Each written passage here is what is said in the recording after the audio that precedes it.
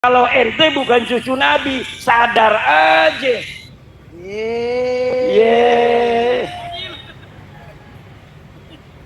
Kita kalau ngomong ini nggak ada datanya, nggak biasa turunan Wali Songo, bangsa Indonesia berbohong, saudara, nggak biasa.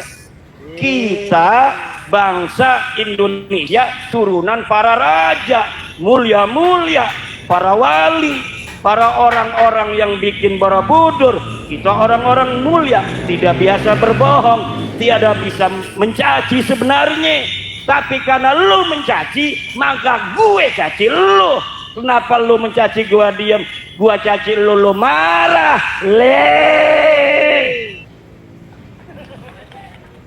Gimana urusannya ini? Para peserta tes DNA itu, kita seakan-akan belum tahu.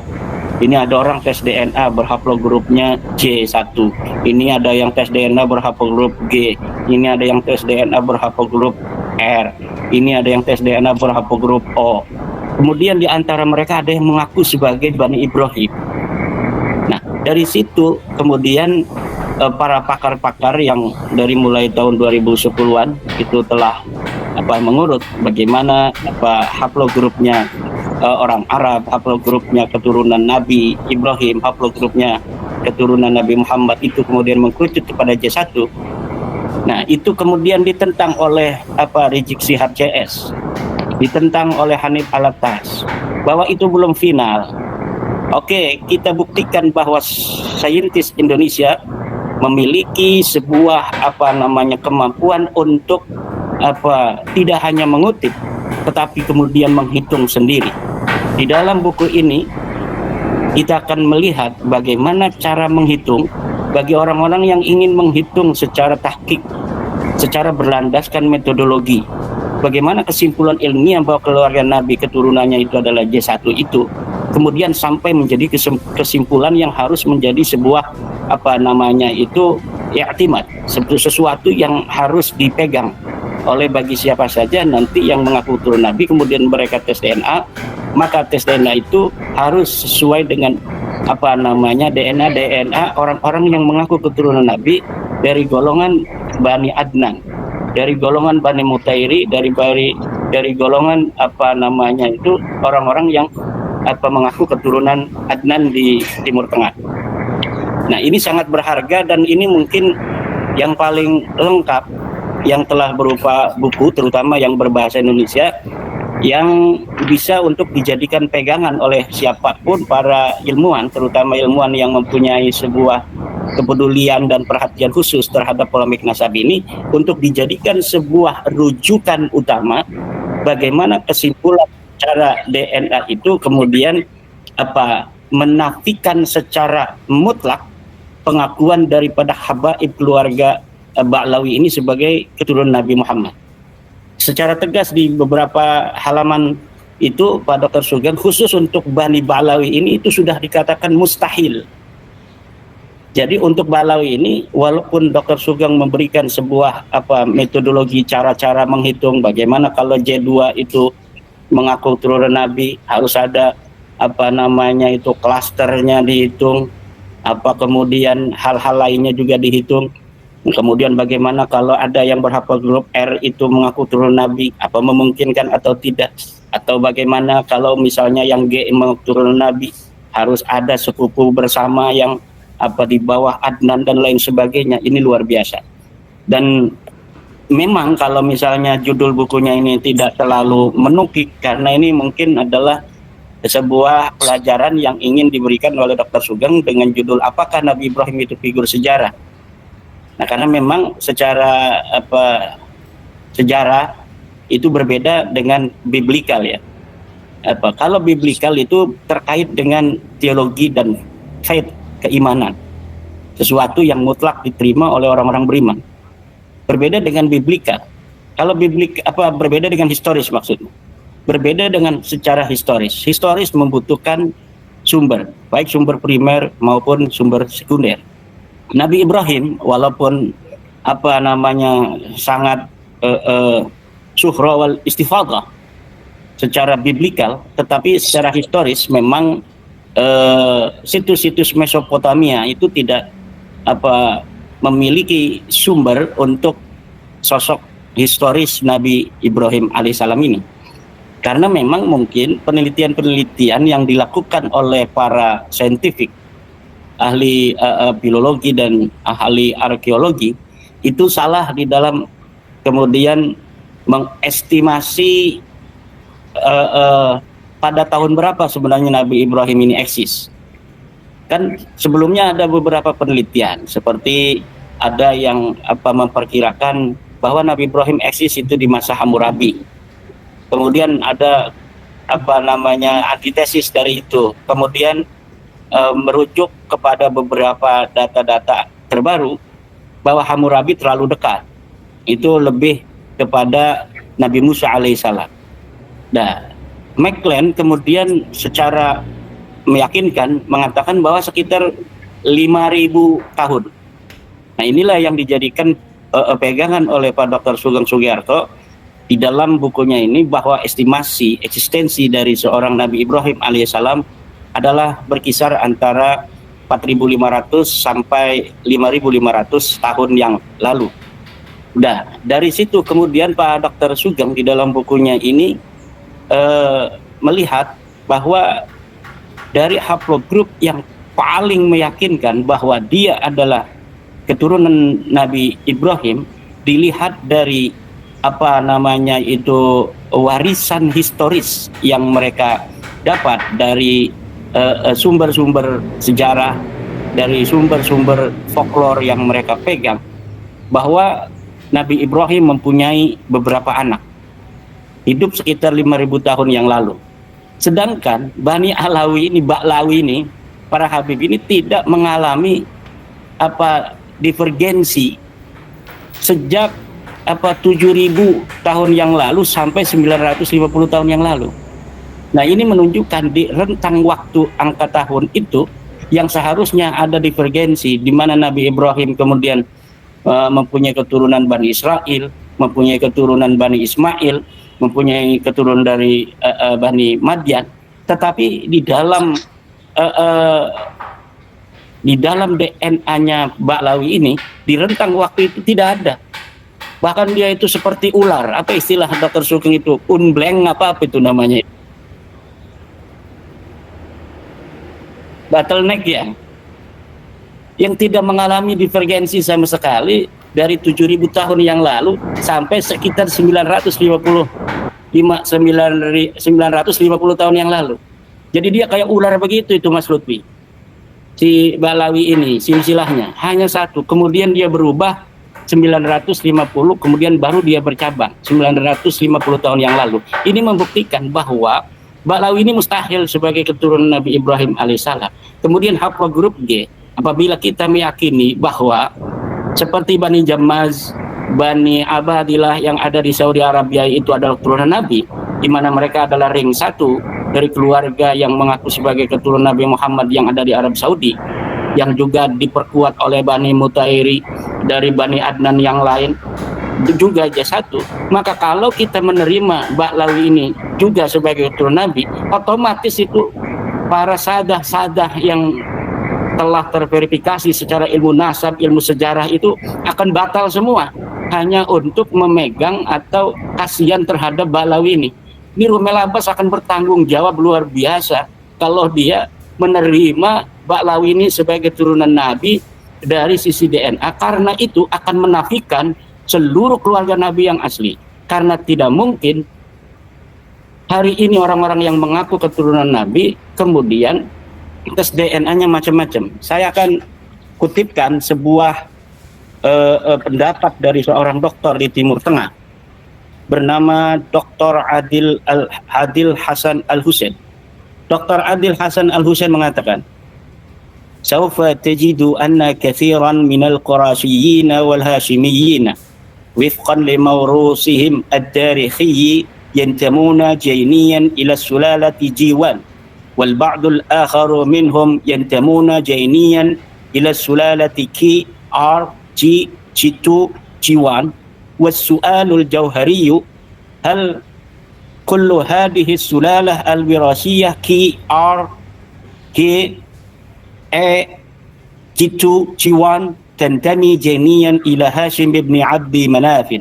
الجواب بكل وضوح لا، والسبب في ذلك أن عمر السلالة الوراثية G1 على سبيل المثال أكثر من 10,000 سنة، واخترت السلالة G1 لكون أكثر الهاشميين ينتمون إلى هذه السلالة. Kata Dr. Adil Hasan Al Husain, kita akan menemukan, engkau akan menemukan bahwa banyak dari orang-orang yang mengaku sebagai keturunan Quraisy, orang-orang yang mengaku keturunan Hashimi, sesuai dengan warisan sejarah mereka, mereka mempunyai haplogrup J1. Yang lainnya lagi dari yang mengaku-ngaku itu berhaplogrup I, R, G, J2, J1.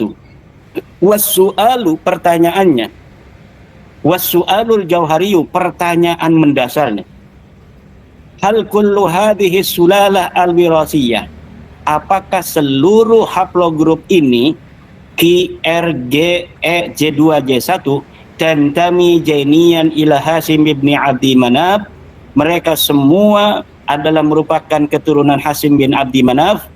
Al-jawab, jawabannya bikulli wuduhin, dengan jelas sekali, la, tidak mungkin. Tidak mungkin semua orang yang berhaplogrup berbeda-beda itu adalah keturunan Hashim. Wassababu fi dzalika, sebabnya anna umras sulalatil wirasiyah J1 ala sabilil misal aktsaru min 10,000 sana, bahwa sungguhnya umur haplogrup J1 contohnya lebih banyak, lebih dari 10.000 tahun yang silam. Wakhtartu sulalalah J1, dan aku memilih J1 itu likauni aktsaril Hashimiyin, karena kebanyakan, mayoritas para orang-orang yang mengaku sebagai Hashimi yantamuna ila hadhihi sulalah, mereka berhaplogrup ini J1. Ini sama dengan apa yang disimpulkan oleh Dr. Sugeng. Bedanya, para penulis-penulis ulama-ulama dari Saudi itu tidak ngerti masalah DNA. Dia hanya menyimpulkan dari kesimpulan-kesimpulan yang telah bersih dari para ahli-ahli DNA. Sedangkan kalau Dr. Sugeng Sugiarto, dia memahami metodologinya. Dari sinilah saya mengatakan bahwa hari ini khusus untuk DNA para Hashimi yang perlu dipegang oleh dunia Islam hari ini adalah Dr. Sugeng Sugiarto, tidak yang lainnya. Dan di dalam buku yang terbaru itu, Pak Dr. Sugeng Sugiarto secara meyakinkan mengatakan bahwa Ba'lawi itu mustahil sebagai keturunan baginda Nabi besar Muhammad SAW. Siapa saja yang hari ini masih mengakui Ba'lawi sebagai keturunan baginda Nabi besar Muhammad SAW, dia menabrak ilmu pengetahuan dan dia akan bertanggung jawab di hadapan Allah Subhanahu wa Ta'ala. Silakan Romel Abbas dan yang lainnya, para kiai-kiai yang masih untuk bermain-main dengan nasab Nabi Muhammad ini, silakan percaya Ba'lawi dan rasakan sendiri nanti akibatnya di yaumil hisab nanti. Ini jangan macam-macam menyakiti Rasulullah SAW. Ini saya walaupun lagi ilmiah, ini ada doktrin-doktrin agamanya ini. Kenapa? Karena bagian saya tadi kan untuk itu review tentang bagaimana pandangan Islam. Pandangan Islam itu begini, Pak Dr. Sugeng. Jadi kan di dalam fikih Islam itu memerlukan adanya dalil, ya kan? Orang yang menyimpulkan sebuah hukum harus berlandaskan dalil. Dalilnya sudah jelas. Yang pertama tentang DNA ini, ud'uhum li abaihim huwa aqsatu indallah. Panggil mereka dengan ayah-ayah mereka. Itulah yang lebih adil di sisi Allah. Nah, itu adalah perintah agar kita tidak salah dalam menisbatkan seseorang dengan ayahnya, dengan leluhurnya. Jangan sampai leluhur orang lain menjadi leluhur orang itu. Makanya Nabi Muhammad secinta-cintanya beliau kepada Zaid bin Harisah, beliau memanggil Zaid bin Harisah setelah turunnya ayat ini. Tadinya itu memanggilnya Zaid bin Muhammad, karena Zaid bin Harisah adalah anak angkat kesayangan baginda Nabi. Orang-orang, sahabat-sahabat Nabi tidak bisa bertemu Nabi kecuali melalui Zaid bin Harisah. Begitu pula dengan anak-anaknya Zaid yang bernama Usamah bin Zaid. Jika ada masalah-masalah yang kira-kira Nabi akan tidak senang dengan masalah itu, sahabat tidak ada yang berani untuk bicara dengan Nabi, kecuali mereka mengutus Usamah bin Zaid. Karena apa? Karena sahabat tahu kedudukan Usamah bin Zaid di hati Rasulullah sallallahu alaihi wasallam. Usamah kekasih Rasulullah, Habibun Nabi, Al-Habib Ibnul Habib, kekasih, putra kekasih itu adalah Usamah bin Zaid. Zaid Habibun Nabi, kekasih Nabi. Sebelum turun ayat itu disebut Zaid bin Muhammad. Kemudian diturunkan ayat ud'uhum li abaihim huwa aqsatu indallah. Panggil dengan nama ayahnya, jangan ayah angkatnya. Maka kemudian dengan berat Nabi Muhammad meninggalkan menyebut Zaid ini sebagai Zaid bin Muhammad dan menggantinya dengan Zaid bin Harisah. Nah, ini dalil pertama bahwa DNA yang sekarang ini sudah ditemukan oleh para saintifik ini mempunyai dalil basis syariat. Yang kedua adalah tentang hasil keputusan dari Qarar Majma'il Fiqhi Al-Islami Ad-Duali pada tahun 1433. Ini sudah ada pertemuan para ulama tentang tes DNA, yang diantaranya keputusan dari Majma' Fiqhi Islami. Yang pertama adalah wa yumkinul istinasu bil basmah al-wirasiyah fi majali isbatin nasabi fima yu'khadu fihi bil qafati min babi awla fil halati taliyah. Al-ula halatu tanazu'i ala majhulin nasabi bimukhtalifi suwari tanazu' allati dzakaraha al-fuqaha. Bahwa memungkinkan menggunakan al-bismah al-wirasiyah, sidik jari genetik, atau sekarang dikenal dengan al-himdun nawawi, DNA. Kalau dulu itu tahun 1985 ulama Arab menggunakan kalimat al-bismah al-wirasiyah yang artinya sidik jari genetik. Nah, kemudian sekarang mulai berubah dengan istilah al-himdun nawawi, langsung DNA itu. Bahwa memungkinkan menggunakan DNA dalam pengisbatan nasab terhadap sesuatu yang bisa ditetapkan dengan kiafah.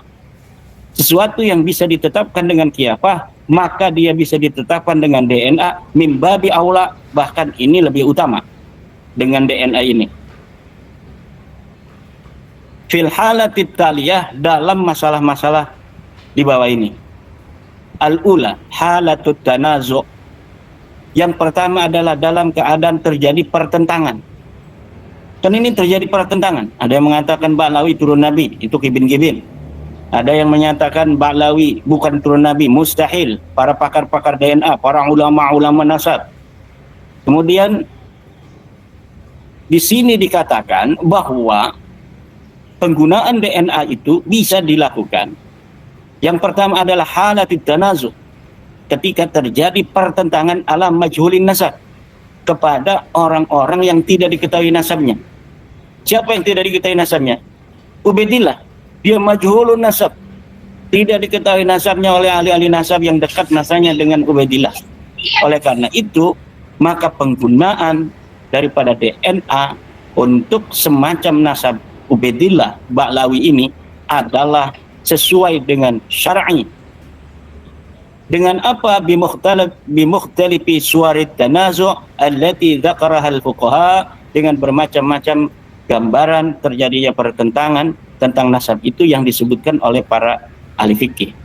Nah, itu jadi saya kira apa yang telah dibuat oleh Pak Dr. Sugeng Sugiarto dengan buku yang terakhirnya ini, bukan buku yang terakhir, maksudnya terakhir beneran, buku yang terbaru ini tentang apakah Nabi Ibrahim adalah sosok historis dan bagaimana kemudian menelusuri DNA Nabi Ibrahim dengan cara induksi, dengan cara meneliti sampel-sampel orang-orang yang mengaku keturunannya, kemudian sampai ditemukanlah secara induktif bahwa Nabi Ibrahim berhaplogrup J. Ada saya catat itu tadi bahwa Dr. Sugeng Sugiarto ini telah sangat mengkerucut antara Bani Ismail dan Bani Israel, Bani Ishak, bahwa dikatakan oleh Pak Dr. Sugeng di dalam bukunya itu Bani Ishak diwakili oleh Bani Kohen JY3088, Bani Ismail diwakili oleh Bani Adnan JY4349. Maka dapat disimpulkan bahwa haplogrup Nabi Ibrahim adalah kakek bersama dari JY3088 dan JY4349, yaitu JZ2329 yang berumur sekitar 5.700 tahun yang silam, sesuai dengan warisan-warisan sejarah yang ditinggalkan baik secara biblikal maupun secara oral masyarakat Arab. Nah, walaupun bukti-bukti Mesopotamia dari situs-situsnya itu tidak menemukan nama Ibrahim di pahat. Alasan dari para ahli filolog, kenapa nama Nabi Ibrahim tidak dicatat di batu-batu misalnya? Karena Nabi Ibrahim bukan seorang raja. Yang dicatat itu hanya mereka yang raja, anak raja, atau mereka yang meresmikan sebuah bangunan dan lain sebagainya. Nabi Ibrahim kan orang nabi dan Tuhan yang senantiasa kemudian berdakwah kemana-mana, menyebarkan keimanan, bahkan migrasi beberapa kali ke berbagai tempat. Jadi tidak penting. Kalau misalnya pertanyaan tadi dari Mas Lutfi, lalu bagaimana menurut pandangan agama tentang Nabi Ibrahim? Ya jelas pandangan agama secara biblikal, 3 agama, Yahudi, Kristen, dan Islam sepakat bahwa Nabi Ibrahim adalah bapak agama-agama Semit itu. Di mana? Lu ada di mana? Kagak ada, saudara. 1945 Surabaya berkobar. Di Ampel itu banyak itu Belawi. Apa ada satupun yang kemudian terdeteksi bahwa dari ribuan mayat-mayat putra-putri Surabaya, putra-putri Blitar, Tulung Agung itu, Kediri, Tuban, apa di situ ada yang mukanya mirip India? Kagak ada. Yang ada putra-putri Surabaya yang meregang nyawa demi bangsa dan negaranya. Yang ada adalah putra-putri Banyuwangi, Bojonegoro, Tulung Agung, Blitar, Kediri, dan lain sebagainya di Jawa Timur. Dan ada satu putra dari Cirebon yang pasukan santri, karena waktu perang itu saudara, waktu di Surabaya itu berbagai macam pasukan nasional, pasukan pemuda Hindu, pasukan pemuda Buddha, pasukan Kristen, pasukan santri Nahdlatul Ulama dipimpin oleh siapa panglima perangnya? Sayyid Abbas Buntet, kakeknya Gus Abbas Buntet. Beliau belum datang, Mbah Hasyim Asy'ari. Tunggu dulu, tunggu Ki Abbas dari Cirebon sampai dia datang. Apakah itu Sayyid Abbas Buntet itu hanya dari obrolan para kiai, para ulama kepada santri, kemudian diberikan ceritanya sampai kita hari ini? Tidak, saudara. Perjuangan Ki Abbas Buntet ditulis di majalah The New York Times dari Amerika, ditulis di koran-koran Belanda, koran-koran Inggris, semua datanya lengkap.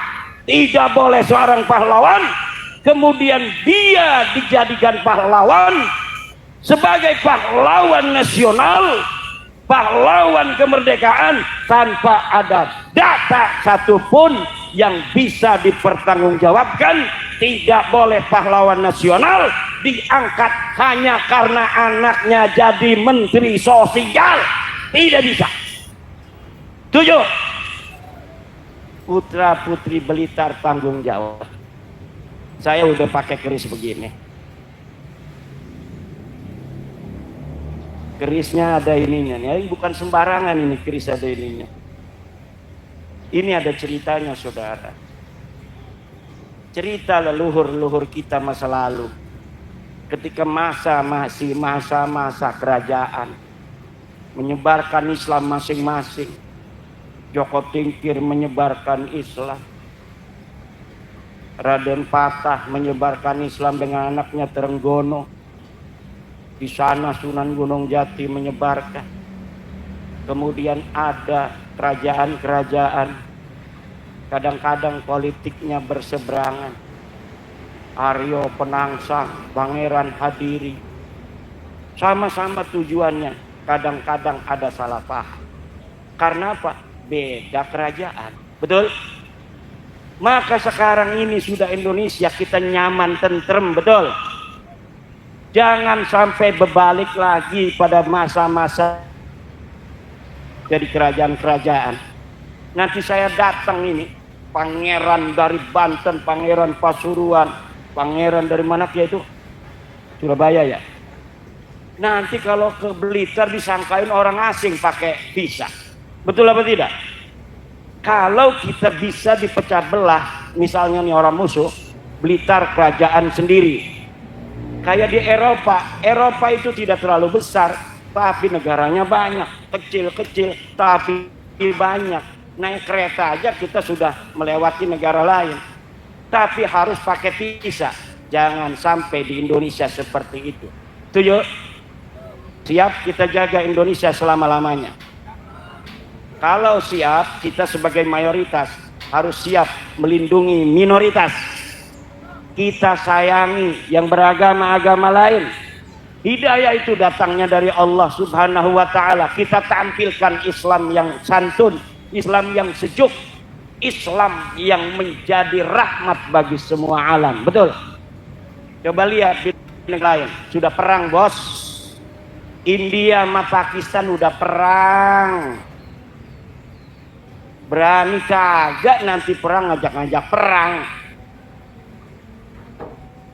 Mendingan kita menjadi bangsa yang santun, bangsa yang harmonis, saling menyayangi.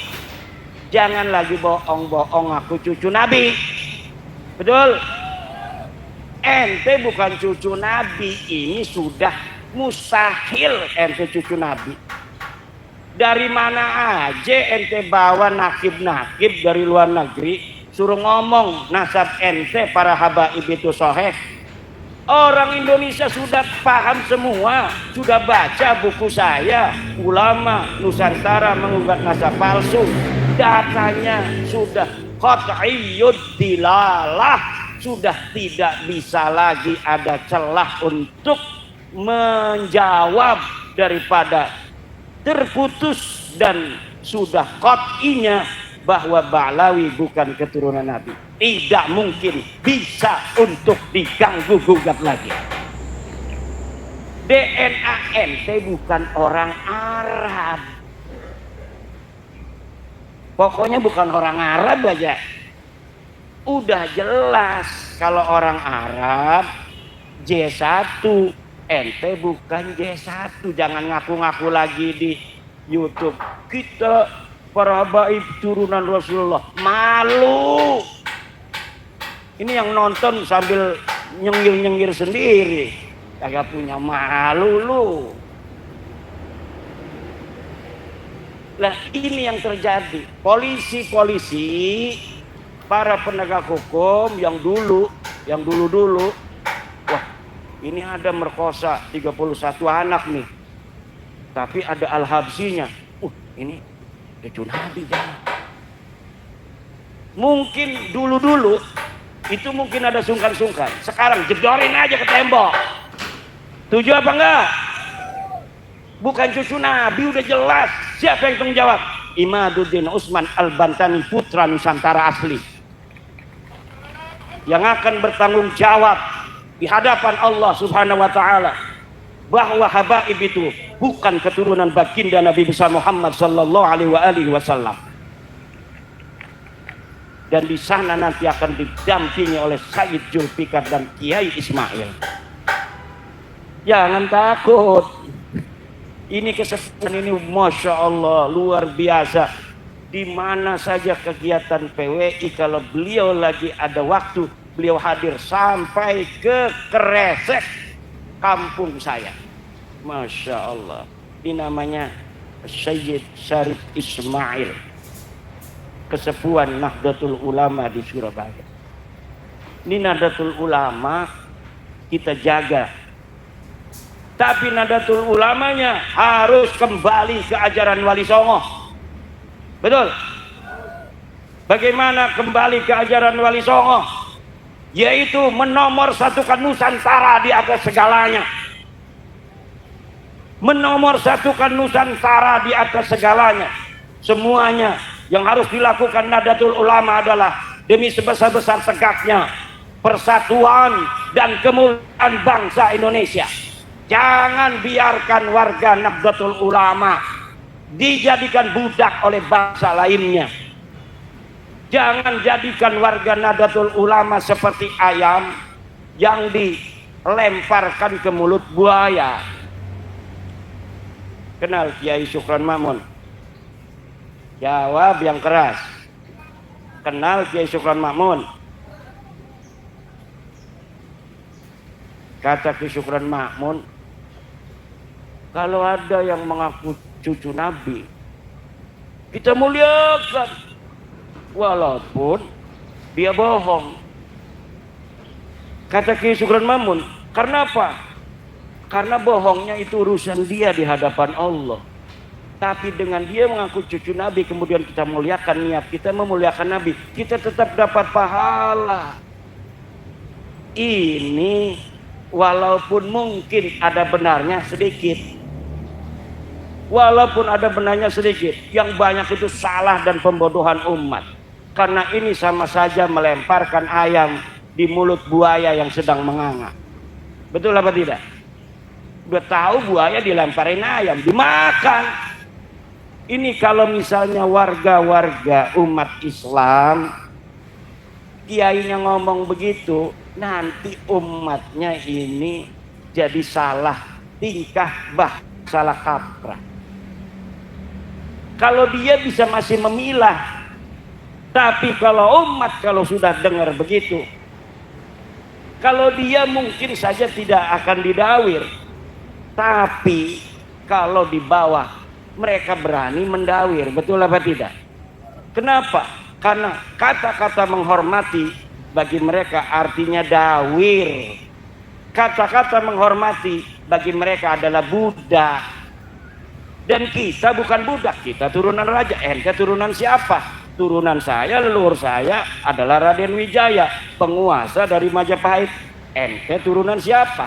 Ane turunan Prabu Siliwangi. Ada batunya, batu tulis, jelas sanadnya, jelas dalilnya, jelas datanya. Ente turunan siapa? Paki Mukodam. Mana datanya Paki Mukodam pernah dilahirkan di atas dunia? Kagak ada. Tapi wajib dihusnudon. Nggak mau kita.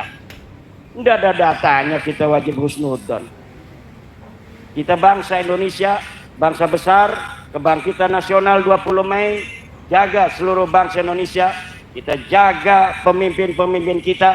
Tidak boleh lagi hari ini sampai masa depan ada orang bukan putra Nusantara berani mencaci maki presiden dan wakil